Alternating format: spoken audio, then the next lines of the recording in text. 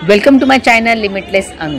महाबोधि मुक्ति आंदोलन बिहार में जो शुरू है उसको 4 महीने हो गए हैं और पुणे में जो धरना आंदोलन शुरू है उसका है आज पहला दिन। आंदोलन का समर्थन करने के लिए आए हैं राजा भाऊ भैलू में जो आंबेडकरवादी विचारवंत है। भारत हा सर्वधर्म समभाव बाळगणारा देश आहे असं आम्ही म्हणतोय, परंतु 75 वर्ष झाली आहेत तरीही भारतातले जे महत्त्वाचे प्रश्न आहेत ते सुटले नाहीत। गरिबी हटाव आपण म्हणतो पण ती हटली नाही। त्याचबरोबर लोकांच्या श्रद्धा आहेत। बिहारमधील महाबोधी विहार हे जगाला माहिती आहे हे बौद्धांचं आहे, हे जगाला माहिती आहे की हे बौद्धांचं आहे, हे सांगायची गरजच नाही।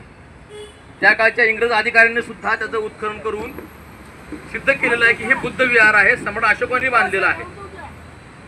म्हणजे काही पुराव्यात सुद्धा द्यायची गरज नाही, परंतु इथलं सरकार पुरावा मागतं आहे। वेगवेगळ्या पद्धतीने ते बौद्ध विहारावर कब्जा करण्याचा प्रयत्न करत आहे आणि आम्ही सुद्धा संविधानाचे पाईक आहोत। संविधानाच्या चौकटीत राहून आपल्याला हे आंदोलन करता येऊ शकतं का? तर हो, करता येऊ शकतं। म्हणून आम्ही संविधानाच्या चौकटीत राहून हे आंदोलन करत आहोत। खरं म्हणजे आमचा महिला वर्ग बिहारला जाऊन तिथनं प्रेरणा घेऊन इथं येऊन आंदोलन करतो आहे, हे पुण्यासाठी फार महत्त्वाची गोष्ट आहे। या पुण्यामध्ये सावित्रीमाई घडली, त्याचे हे वारसदार आहेत। सगळ्या ह्या सावित्रीच्या लेकी आहेत, याचा मला फार अभिमान वाटतो। सगळ्या महिला बसलेल्या आहेत। प्रबोधन सुद्धा, जागरण सुद्धा या महिलांनी केलं इथं, आणि ते मी गणेश क्रीडा मंदिर मध्ये केलेलं आहे। तिथं घेण्याची ताकद भल्या भल्यामध्ये नाही, पण तुम्ही ते करून दाखवलं शिस्तबद्ध रीतीने।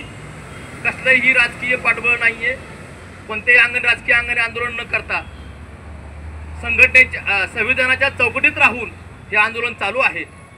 त्यामुळं हे आंदोलन याची नोंद शासकीय पातळीवर होईलच, पण पुण्यामध्ये सुद्धा वेगळ्या अंगाने या आंदोलनाची नोंद होणार आहे। कारण लिहिणारा वर्ग, बोलणारा वर्ग तुमच्या पाठीशी आहे। तो सातत्याने ती नोंद घेत असतो, ती नोंद घेतली जाईल आणि हा आवाज बिहारपर्यंत, दिल्लीपर्यंत पोहोचेल अशी मी अपेक्षा करतो। खरं म्हणजे इथं फार मध्यमवर्गीय सगळ्या महिला नोकरदार होत्या, राईट, वेगवेगळ्या क्षेत्रात काम करत होत्या, आणि तरीही ते आपलं हे योगदान, आपलं कर्तव्य आहे या भावनेतून या सगळ्यात आलेले आहेत। ही गोष्ट मला फार महत्त्वाची वाटते। कॉमन माणूस, नोकरदार माणूस जो पूर्वश्रमित होता है ना, सामाजिक जाणीव ठेवून तो पुढे आलेला आहे। हा वारसा आपण जपतो आहोत, ही गोष्ट मला फार महत्त्वाची वाटते।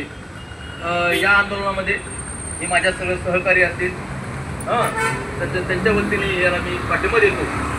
हे आंदोलन असेच पुढे चालावं, 28 पर्यंत, 29 पर्यंत ह्याला चांगलं यश मिळेल अशी मी अपेक्षा व्यक्त करतो व थांबतो। जय भीम, जय संविधान।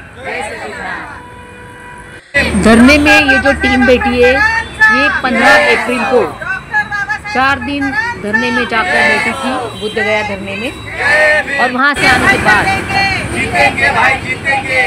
12 जुलाई को पूना में एक जन प्रबोधन सभा ली गई महाबोधि के बारे में। वहाँ आकाश लामा जी और भंते चंद्र कीर्ति यहाँ आए थे और आकाश लामा जी ने बोला था शायद पूना में भी धरना आंदोलन हो सकता है।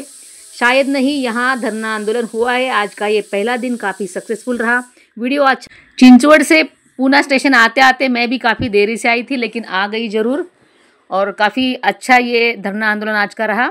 वीडियो ज़रूर शेयर कीजिए और मोदी आंदोलन का हिस्सा बनने का पुणे शहर वासियों को ये अच्छा मौका है, तो आंदोलन में ज़रूर आइए। जय भीम, नमो बुद्धाय।